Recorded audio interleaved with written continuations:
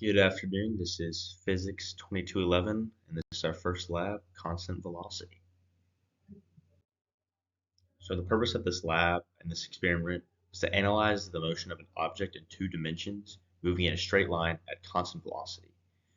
Once we had this video, we then made a computational model that displays the projected displacement of the object and compares this to the actual displacement of the object.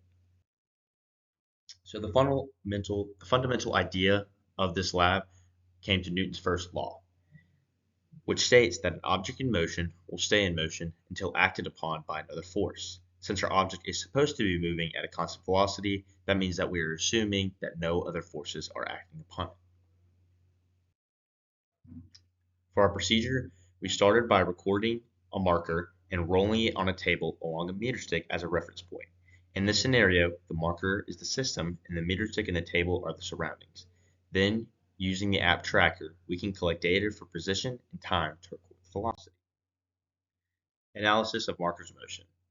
In our experiment, we assumed that factors such as air resistance and friction were negligible. Using the tracker app, we were able to pinpoint the location of the marker using the meter stick as a reference point and then its position at different time intervals.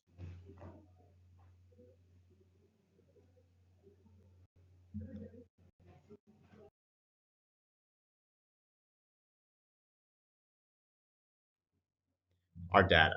So this graph demonstrates our data for the marker using the tracker app, which you can see started rolling at about 1.6 seconds for almost an entirety of 1.6 seconds and moved approximately 0.45 meters.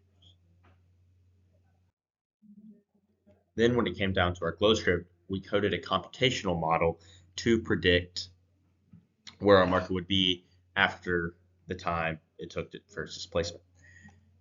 In this part of the code, we changed the ball's initial position as well as its initial velocity.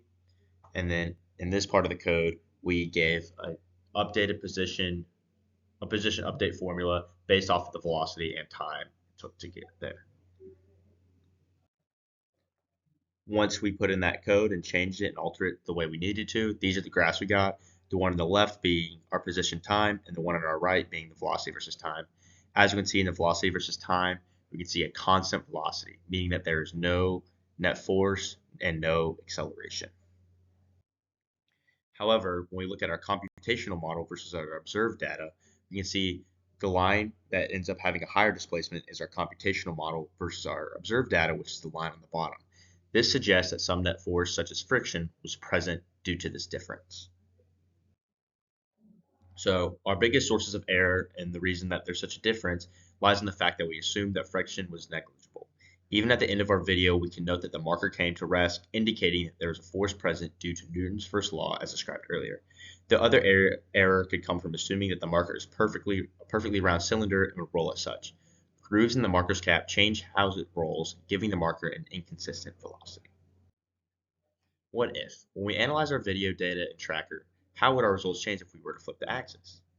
Our conclusion would not have changed. There still would have been a difference between our computational and observed values. However, we could note a difference and the line would give us a negative slope starting at a high position and moving towards zero.